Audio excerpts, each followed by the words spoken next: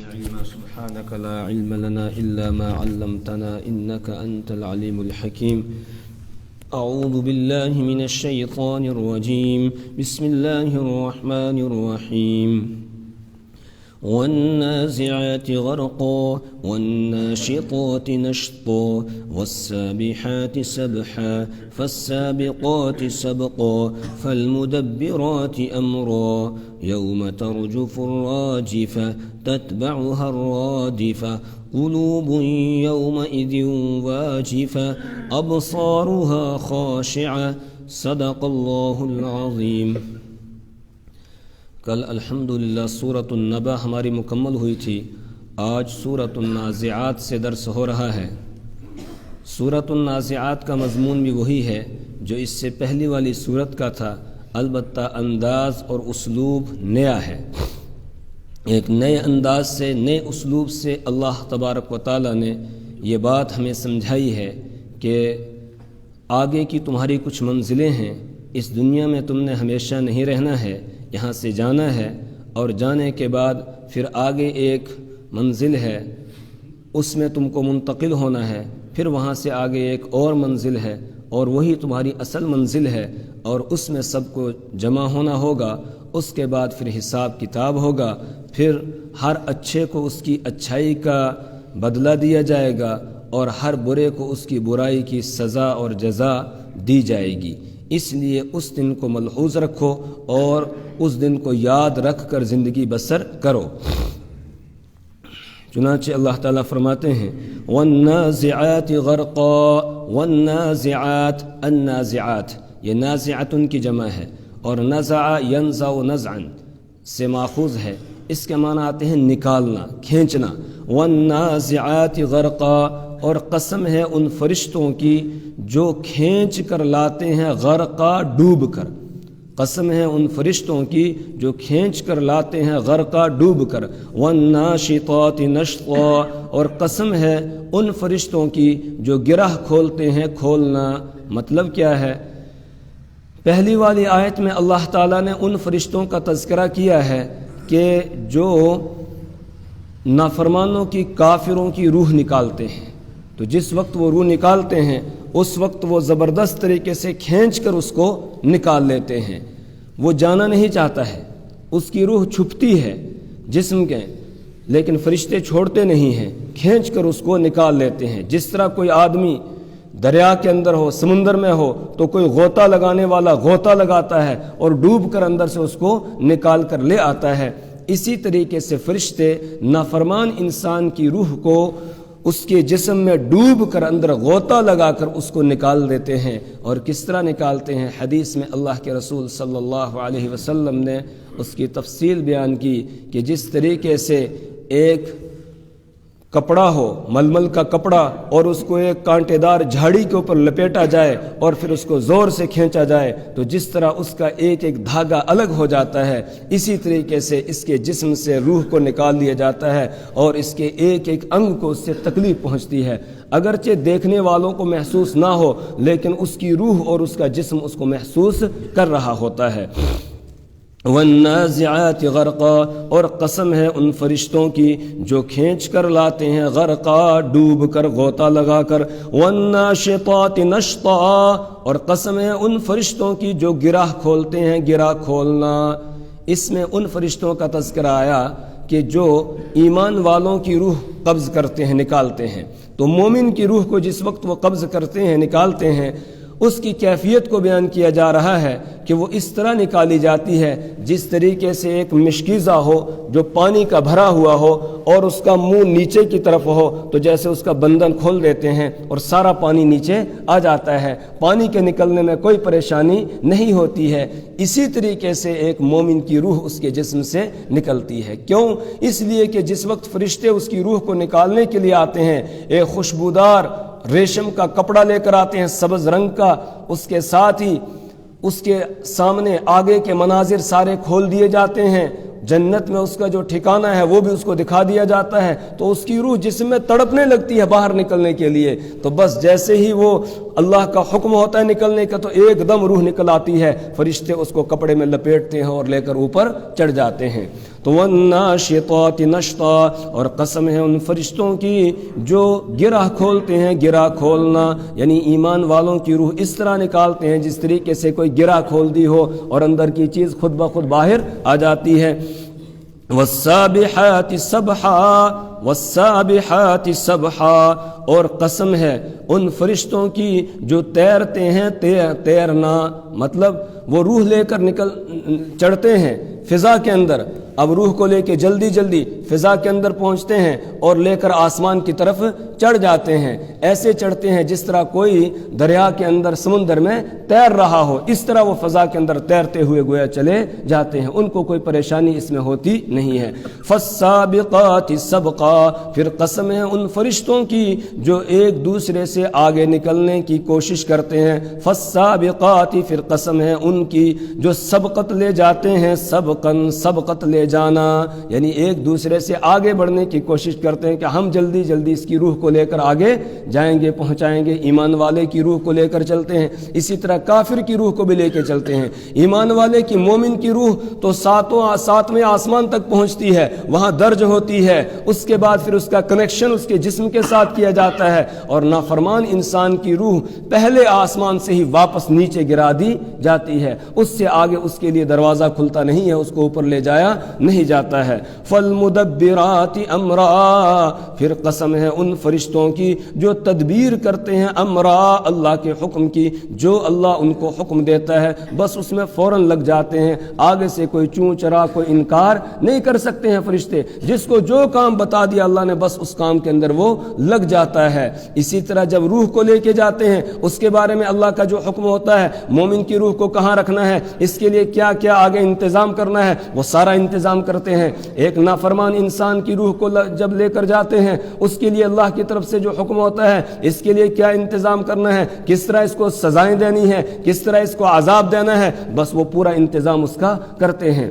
فالمدبرات امرا، پھر قسم ہے ان فرشتوں کی کہ جو تدبیر کرتے ہیں، امرن، اللہ کے حکم کی۔ یوم ترجف الراجفہ، یہ قسمیں کھائی، پانچ قسمیں کھانے کے بعد اللہ تعالیٰ فرماتے ہیں جواب قسم وہ محذوف ہے، وہ کیا ہے، لَتُبْعَثُنَّ، تمہیں ضرور بضرور اٹھایا جائے گا، یعنی یہ فرشتوں کا روح قبض کرنا، تمہارا دنیا سے آگے جانا، یہاں اس منزل سے آگے کی طرف منتقل ہونا، یہ اس بات کی گواہی دے رہا ہے کہ جس طرح تم اس دنیا سے آگے گئے ہو اسی طرح ایک دن تمہیں دوبارہ زندہ کیا جائے گا، اٹھایا جائے گا۔ لَتُبْعَثُنَّ، تمہیں ضرور بضرور دوبارہ زندہ کیا جائے گا، اٹھایا جائے گا۔ اب یہ دوبارہ زندہ کرنا اور اٹھانا کب ہوگا؟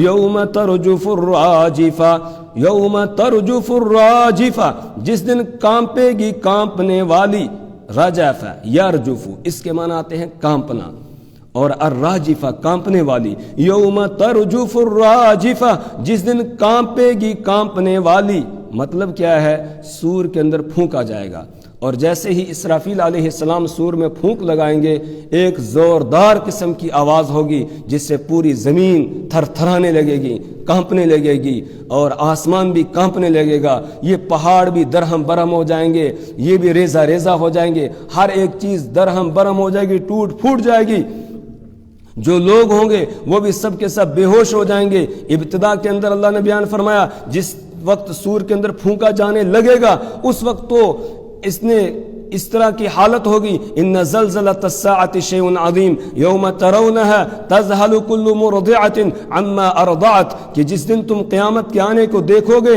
تذہل کل مرضعۃ عما ارضعت، ہر دودھ پلانے والی اپنے دودھ پیتے بچے سے غافل ہو جائے گی، اسے پھینک دے گی۔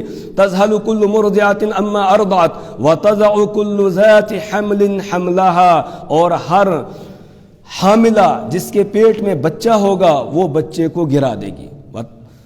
وَتَضَعُ كُلُّ ذَاتِ حَمْلٍ حَمْلَهَا وَتَرَى النَّاسَ سُكَارَى، اور تم لوگوں کو نشے میں دیکھو گے، وَمَا هُمْ بِسُكَارَى، کوئی ادھر سے ادھر بھاگ رہا ہے، کوئی ادھر بھاگ رہا ہے، کوئی زمین کانپ رہی ہے، کوئی ادھر گر رہا ہے، کوئی ادھر گر رہا ہے، اس طرح کی کیفیت ہوگی۔ وَتَرَى النَّاسَ سُكَارَى وَمَا هُمْ بِسُكَارَى، حالانکہ وہ نشے میں نہیں ہوں گے، وَلَكِنَّ عَذَابَ اللَّهِ شَدِيد، لیکن اللہ کا عذاب بڑا سخت ہوگا۔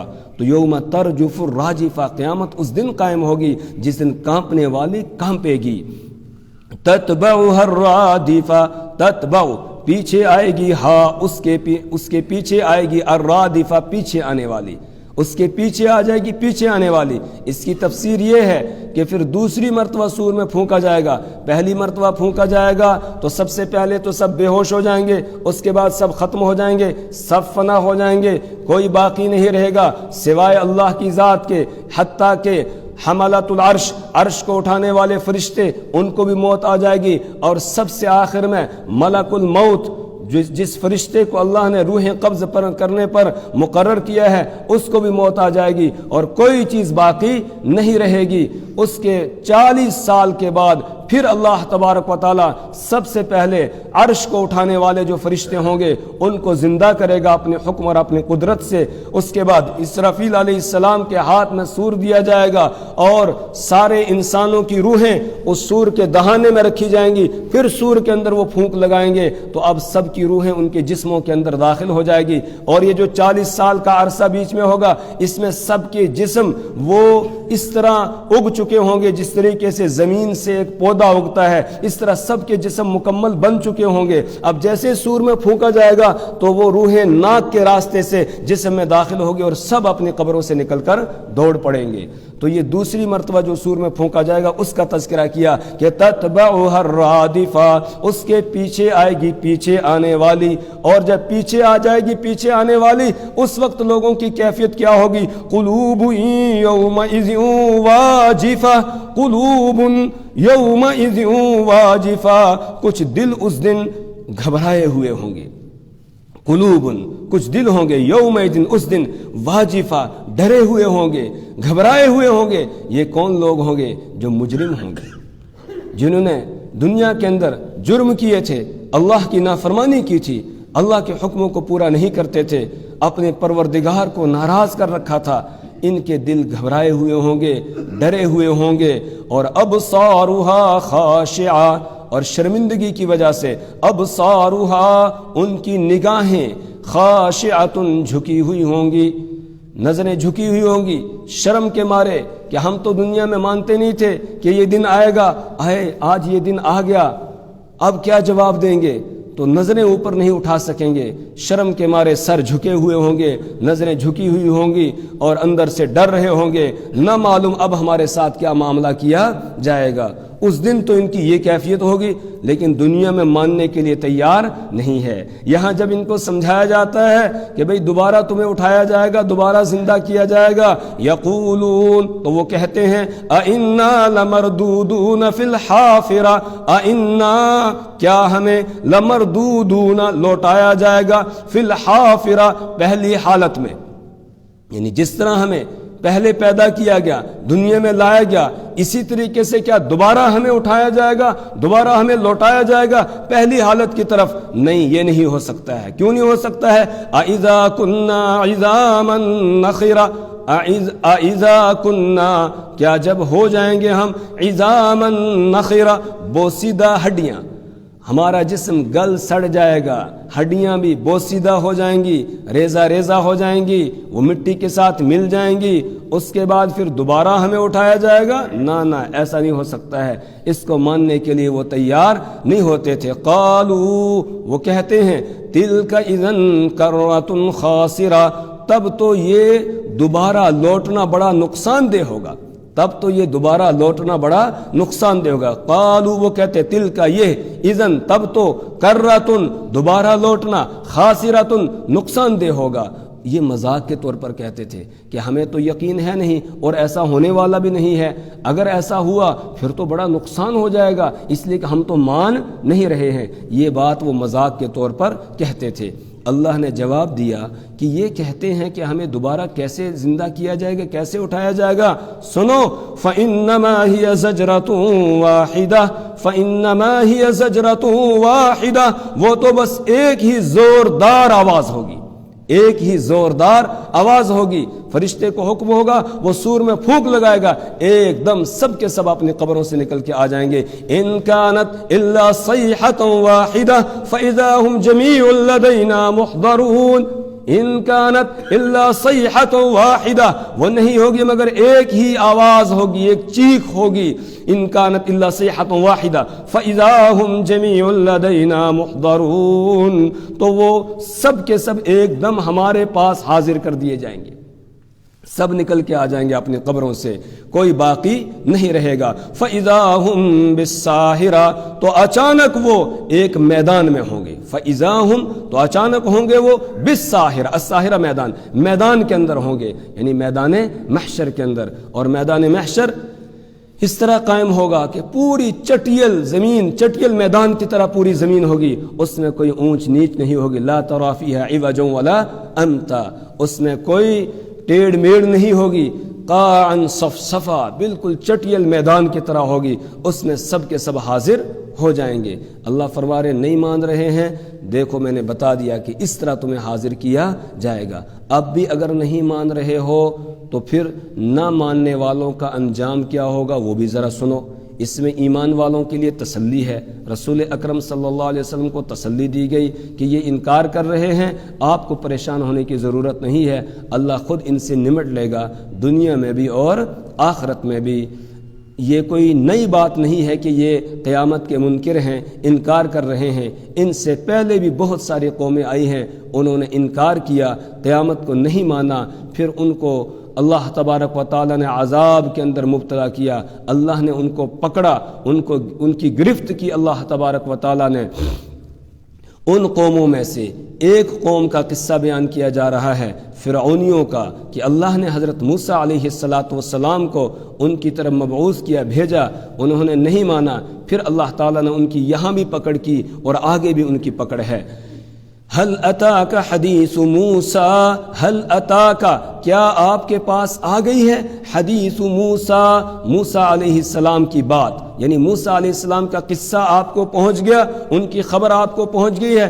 اذ ناداہ ربہ بالوادی المقدس طویٰ، اذ ناداہ، جس وقت کہ ان کو آواز دی، ربہ، ان کے رب نے، بالوادی المقدس طویٰ، طویٰ کی مقدس وادی میں، بالوادی المقدس، مقدس وادی میں، طویٰ یعنی طویٰ کی مقدس وادی میں جو کوہ طور کے برابر میں ہے، اس کے دامن میں ہے، اس میں اللہ نے آواز دی حضرت موسیٰ علیہ السلام کو۔ جس وقت حضرت موسیٰ علیہ السلام مدین سے واپس تشریف لا رہے تھے مصر کی جانب، راستے میں وادی کوہ طور کے پاس پہنچے، وہاں پہنچے تو اللہ تبارک، وہاں پہنچے، سخت اندھیرا تھا، رات کا وقت تھا، سردی کا موسم تھا، اور ادھر سے بیوی کو درد ذہ شروع ہو گیا، راستہ بتانے والا بھی آگے کوئی نہیں ہے، تو حضرت موسیٰ علیہ السلام تلاش کرنے لگے، کہیں کوئی بندہ مل جائے جس سے ہم راستہ معلوم کر لیں، اور اسی طریقے سے کوئی گرمائش کا انتظام ہو جائے۔ تو ایسے نظر اٹھا کر دیکھا، سامنے پہاڑ کے اوپر حضرت موسیٰ علیہ السلام کو ایک آگ جلتی ہوئی نظر آئی، تو گھر والوں سے کہا کہ آپ لوگ یہیں پر ٹھہرو، بس میں جاتا ہوں، اور جا کر وہاں سے ایک تو یہ کہ آگ کی کوئی چنگاری اٹھا کر لے آؤں گا، اور اس کے ساتھ ہی وہاں کوئی بندہ ہوگا، اس سے راستہ معلوم کر کے آ جاؤں گا۔ حضرت موسیٰ علیہ السلام جب وہاں پر پہنچے تو ایک درخت ہے، اس میں آگ لگی ہوئی ہے، جیسے اس کے قریب جاتے ہیں وہ دور دور جاتا ہے۔ حضرت موسیٰ علیہ السلام پریشان ہو گئے، یہ کیا مسئلہ ہے؟ تب تک اللہ کی طرف سے آواز آتی ہے کہ وَأَنَا اخْتَرْتُكَ فَاسْتَمِعْ إِنَّنِي أَنَا اللَّهُ لَا إِلَهَ إِلَّا أَنَا فَاعْبُدْنِي۔ حضرت موسیٰ علیہ السلام کو کہتے ہیں اللہ تعالیٰ کہ پہلے بتایا کہ فَخْلَعْ نَعْلَيْكَ إِنَّكَ بِالْوَادِ الْمُقَدَّسِ طُوًى، آپ اپنے جوتے اتار دیجئے، جوتے اتار کر آئیے، اس لیے کہ آپ طویٰ کی مقدس وادی میں ہے۔ اور پھر آگے ہے وَأَنَا اخْتَرْتُكَ فَاسْتَمِعْ لِمَا يُوحَىٰ، کہ میں نے آپ کو چن لیا ہے، منتخب کر لیا ہے، بس آپ سنیے جو آپ کی طرف وحی کی جاتی ہے۔ پھر اللہ نے حضرت موسیٰ علیہ السلام کی طرف وحی کی، اپنا تعارف کرایا، اور اس کے بعد پھر موسیٰ علیہ السلام کو معجزہ دیا، یہ پوچھا وما تلک بیمینک یا موسیٰ، اے موسیٰ آپ کے دائیں ہاتھ میں کیا ہے؟ حضرت موسیٰ علیہ السلام نے جواب دیا ہی عصایا، یہ میری لاٹھی ہے، اتوکا علیہا، اس پر میں ٹیک لگاتا ہوں، واہش بہا علی غنمی، اور میں اس کے ذریعہ سے اپنی بکریوں کو پتے جھاڑتا ہوں، ولی فیہا معارب اخری، اور میرے اس میں اور بہت سارے فائدے ہیں، بہت سارے کام میں اس کے ذریعہ سے لیتا ہوں۔ اللہ نے فرمایا کہ اس کو زمین پر ڈال دو، کہ القیہا، اس کو زمین پر ڈال دو. جیسے زمین پر ڈالا فَإِذَا هِيَ حَيَّةٌ تَسْعَىٰ، تو وہ تو ایک دوڑنے والا سانپ بن جاتی ہے. اس کے بعد اللہ تعالیٰ نے موسیٰ علیہ السلام کو حکم دیا کہ ڈرو مت، بس اس کو واپس پکڑ لو. جیسے آپ اپنے ہاتھ میں لوگے تو سَنُعِيدُهَا إِلَىٰ سِيرَتِهِ الْأُولَىٰ، ہم اس کو دوبارہ واپس پہلی شکل میں ہی منتقل کر دیں گے. پھر حکم ہوا وَاضْمُمْ يَدَكَ إِلَىٰ جَنَاحِكَ، آپ اپنا ہاتھ اپنی بغل میں لے جائیے، اپنے گریبان میں ڈالیے اور اسے نکالیے. جیسے موسیٰ علیہ السلام نے ہاتھ ڈال کر نکالا بس وہ چمکنے لگ گیا. اللہ نے فرمایا کہ یہ دو نشانیاں آپ کو دی جا رہی ہیں، اب ان دو نشانیوں کو لے کر آپ فرعون کی طرف جاؤ.